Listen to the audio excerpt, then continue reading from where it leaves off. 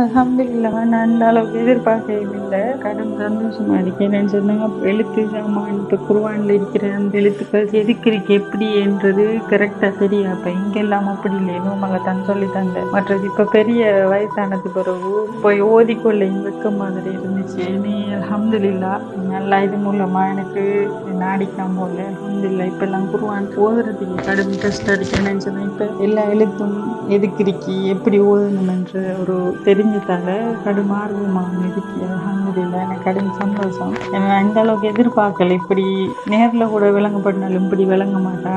மௌலிமாவோட சொல்லி தந்தாங்க.